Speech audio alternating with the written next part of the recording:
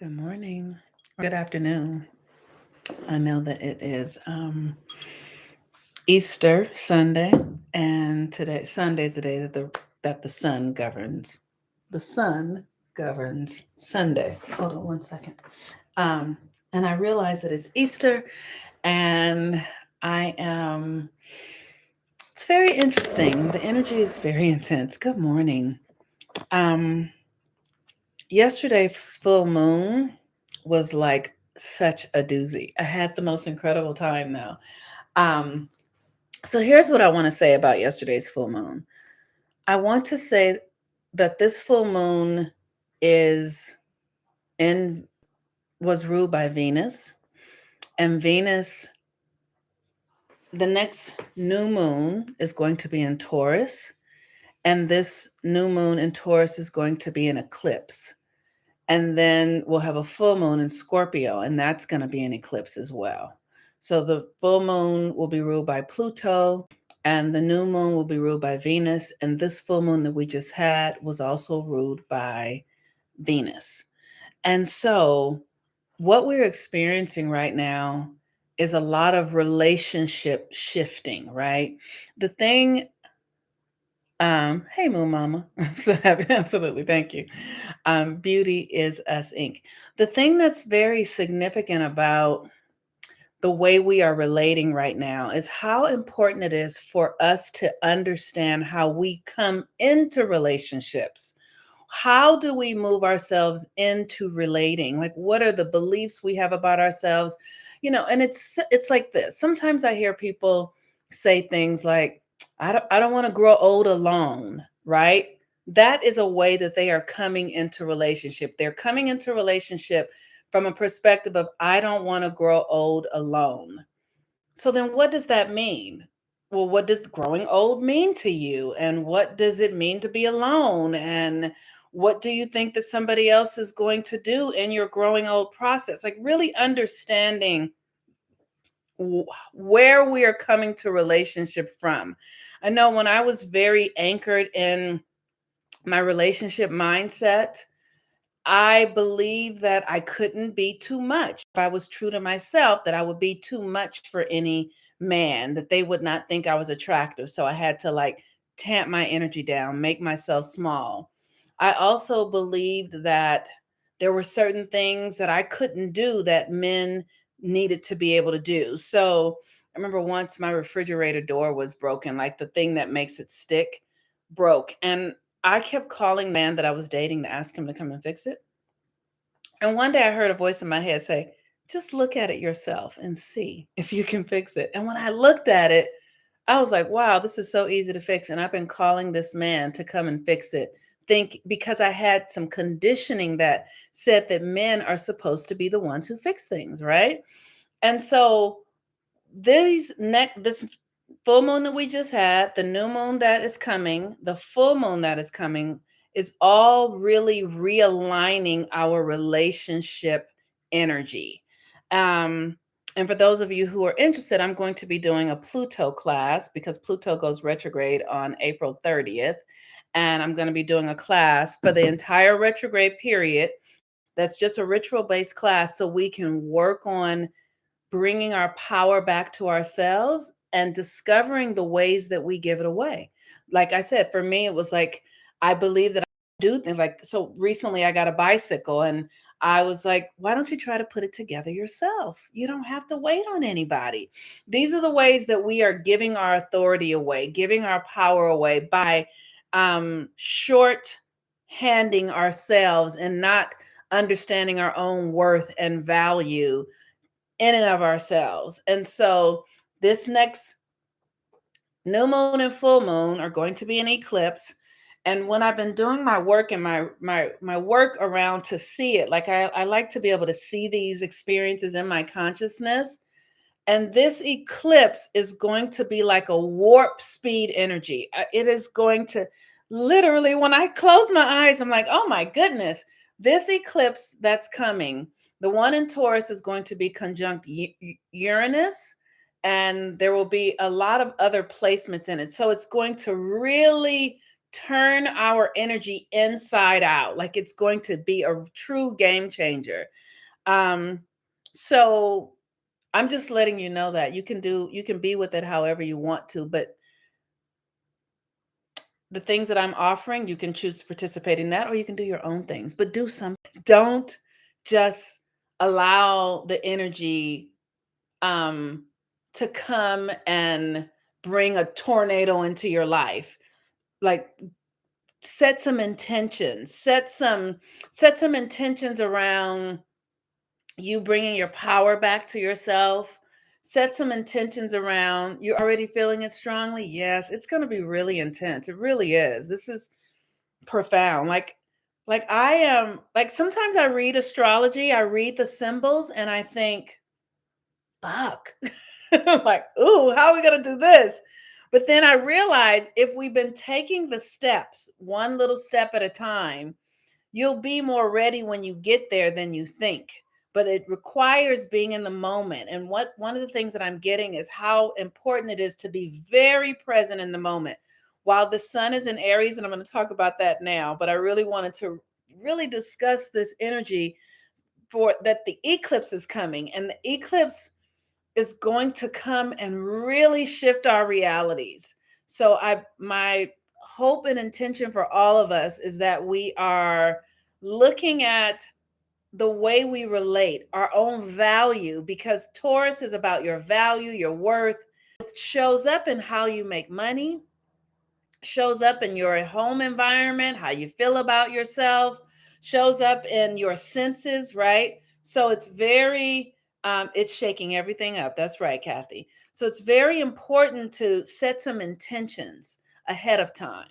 Now, the sun today is in Aries, and it has been in Aries for, I think it's been there already for like 27, 28 days. So it's coming out soon. And we just had a full moon yesterday in Libra. And the Aries energy is about your independence. It's about really being true to yourself. The Aries energy is particularly challenging for me because my mother was an Aries. Um, I think she died in April or May. So it's just a hard month for me, but it's not hard for everybody. So, but it's important that we begin to really focus on ourselves. Really. I mean, and I cannot, like, I'm telling you, people don't get this. It's, it's a, such an interesting thing because, especially for women, as women, we've been taught to focus on partners and marriage and children and to give all of our energy away. And there's a reason for that because we're connected to the divine. Whether we know it or not, we are because we have wombs and we have this energy that is continually reproducing itself through us. So we have a lot of energy to give. We do. I'm not going to make that shit up. So I get it. But what happens is if we don't give it to ourselves first, we begin to deplete ourselves. And that's the thing that my mother died of. My mother was 48 when she died. And she really died of exhaustion because she never spent any time in her life putting herself first. All of her energy was drained by partners and lovers and, everybody else, but never focusing on her own needs, her own beliefs and desires. And so it's very significant for every human being, but especially women. Men already know how significant this is because men are generally conditioned to put themselves first. I see it in my family. I see it in how the world sort of works. But what we need now is for women to begin to put themselves first, and not just putting yourself first, but spending time and silence, getting clear about what you like and who you are and what matters to you and what's the purpose of your life and how you would best use your energy. What are the best things for me to do with my energy? So, in the last 5 years, I have totally dedicated my life to what it is that I am here for. One day when I was 47 years old, I had turned the age that my mother was when she died. I sat down on my sofa and I just said, okay, God, look. If you want me to stay here, I'm going to need you to let me know what's going on because you're going to lose me. If I'm not going to stay here just being at the effect of this and that and suffering and struggling and trying to pay bills. Like that was so boring to me. I was like, I don't want to spend my life just trying to pay the mortgage or trying to pay rent or how much money or work. That's not what my life is about. I want my life to be about something that really is transformational. So tell me how to do that. And what I realized, what I was directed to do was to rest. I was directed to rest, relax, do nothing, like do as little as possible for a year. And as life would have it, I had an uncle who was ill, who made his transition and left me about $17,000. And that was enough money that I could just I didn't have a lot of extra, but I could pay all of my rent. I could, and then the money that I made was just, helping me to do a little bit more. But so I literally rested for like a year and asked myself questions. Who am I? What am I here for? What am I capable of? What did you bring me to this planetary system for?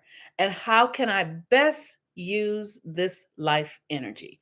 And I focused on that for a good year. And then that took me into another experience where for the next 3 years, I really just initiated myself into understanding how to follow energy. And I started really studying astrology and doing coaching with other people to help them navigate their lives with their natal charts and the astrology and the moon work. But I did, and it was a big sacrifice to my friendships and to my family life.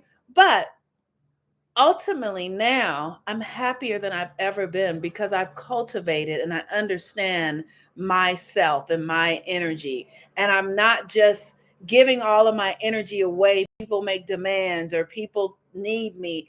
And so, one of the things that is important to do if we are going to fulfill our power and our potential here is we're going to have to learn to listen to ourselves and trust ourselves and take the direction from our higher selves in the way that no one else can direct you. That's the thing that's so significant to know.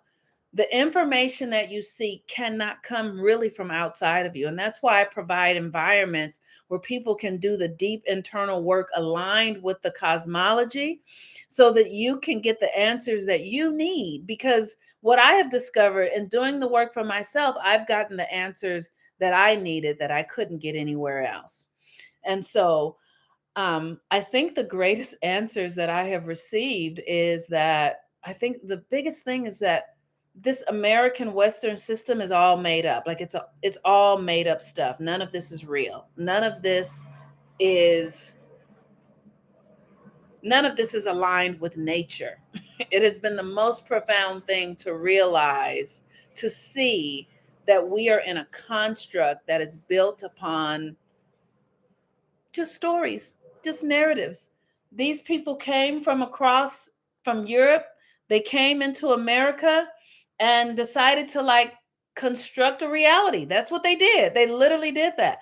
They constructed it based upon white supremacy, which has nothing to do with anything at all.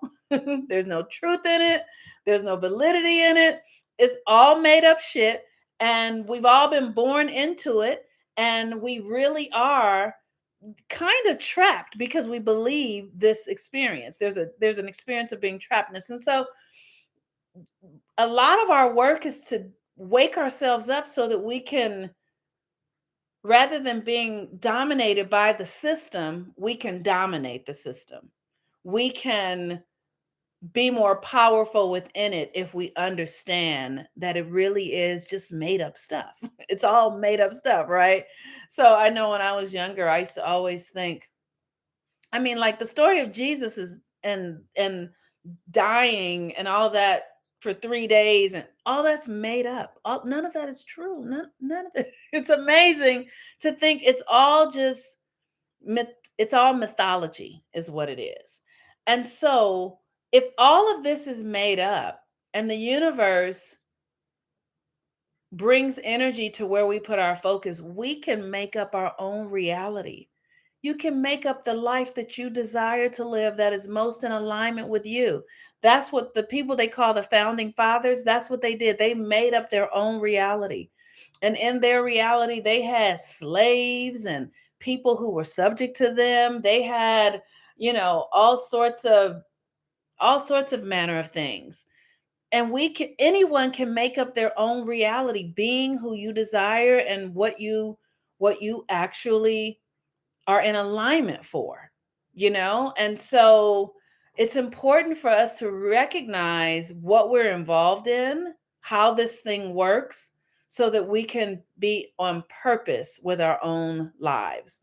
So with the sun at the 27th degree of Aries, that's the degree of peace. Peace is an active power of being able to be present with whatever is in your life and trust that that thing is serving you somehow. So that can mean you have the most beautiful experience and you're able to be peaceful with that. That can mean you're having the most challenging experience and you're able to be peaceful with that. Because there's something about the energy of peace.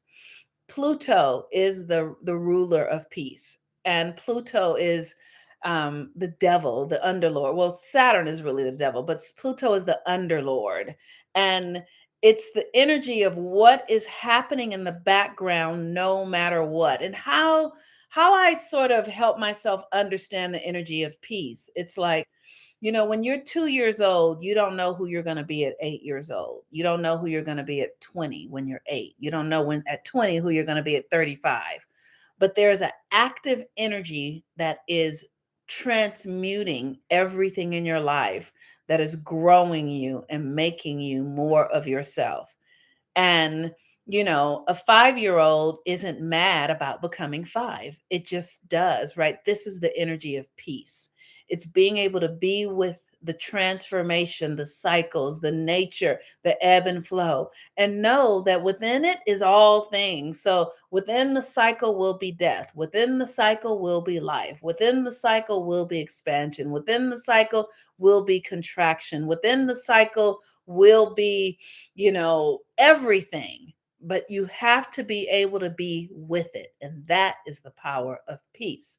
In Aries, the sun in Aries is about your individuality, your identity, right?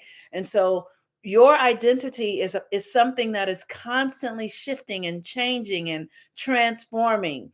And so, at some point, your identity might be more rooted in your relationships with others, and at other point your identity might be rooted in your work. At other points your identity might be more rooted in parenting, or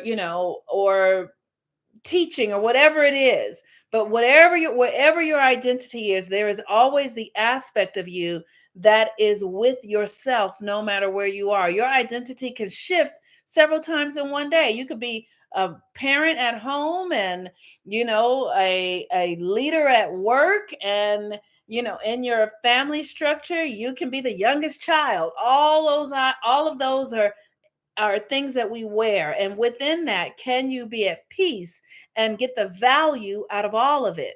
This is the energy of peace in your identity. I know there was a time in my life when I was a child of parents who were not available, and a part of my identity was this idea of feeling abandoned, and so I had to work with that. And so how are you with the transformation of your own identity? Because this is how we move through life and navigate the life space.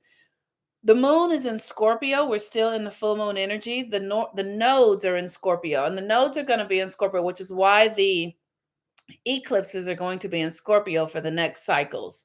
And in Scorpio, what we're doing is we're literally bringing up the shadow. We're looking at the parts of ourselves that are undesirable, the things that we hold secret, the places that we might have shame or guilt, our sexuality, the thing like this is a Scorpio is ruled by Pluto. And so, also like peace, our sexuality is a natural aspect of who we are. And can we be present to that? The shadow is a natural aspect of who we are. Even though we carry so much shame and guilt and all that sort of nonsense around it, it is natural to have in the culture that we have been in, to have this incredible shadow experience. And so while the nodes are in Scorpio, the things that are the things that have necessary have been or hidden um or a part of the cycle of shame are coming up to the surface. One of the things that I've been really loving lately is just watching, just watching things that were once unavailable, that were secrets, becoming all the information is here now. And I love that. It just makes me like go like, "Oh my god, that is so great." Like I love that we live in a world where there is so much information. And so with the south node in Scorpio, you want to look at your own shadow, because the shadow is where we're able to access our power from. The shadow, the things that are painful to us or uncomfortable to us, are the places that help us access our own power. And so when we're willing to dive into the hard things and, be present in the ways that we wouldn't necessarily be present with ourselves, we actually can gain power from our shadows. And so, um, use the Scorpio energy, the full moon in Scorpio energy, to really be present to um your own shadow. And I know, like yesterday, I noticed, yesterday, I was, when the moon went into Scorpio, I could see I have a shadow that is very interesting. Like, because I was raised by a woman whose life was very centered on men and their approval and their desire of her, sometimes that energy shows up in my life. And I was with a friend of mine yesterday, and we went to the movies, and we didn't neither one of us paid attention to where the car was when we left it, when we got out of it to go to the movies. And when it came to go back, time to go back to the car, I realized that I hadn't paid attention. And I realized that I hadn't paid attention because I was with a man, and my thought was, he's got it. There's something in me that can go blank when I'm in the company of men. Like, I stop paying attention, and um I don't always anymore, but stop paying attention and just sort of follow them blindly. It's sort of a thing that happens in my personality. And it's a shadow, and I saw it yesterday, and I just told him, I was like, "Oh, the reason I wasn't paying attention is because I was like, oh, I'm with a man. He's got it." And we just laughed out loud. He was like, "We don't know more than y'all." And it was so helpful to see that that's a shadow thing that I do. Like, I give my power away if a man is in the space. I stop showing up fully in my intelligence and in my wisdom if a man is in the space. I just sort of assume that they have it. And so I got to witness that, and then I was able to check back in and call myself forward, and then together we were able to remember where we were, and we found the car. But so this is a time that you really want to be looking at your shadow and doing the work to transmute that energy from shadow or guilt or shame or scarcity or jealousy into power, because it really is just power. So have a happy Sunday, happy return of the light day. Um, it is, we all have the capacity to ascend to the Christ consciousness within us. That Christ energy is available for all humans, whomever is willing to and um, commit to the rigor and the devotion that it takes to access it. So my prayer that is that each and every one of us is um, able to access the Christ consciousness at whatever level that we are at and willing to devote ourselves to, because it is a real path. I want to say that it is a real path to reach Christ consciousness, and it is a path of evolutionary mastery and spiritual surrender. and there's profound power and gifts available in it. So my prayer is that we all do the work to become the Christ in our own lives. Peace and blessings. Have a really beautiful day. I'm the Moon Mama. Bye bye.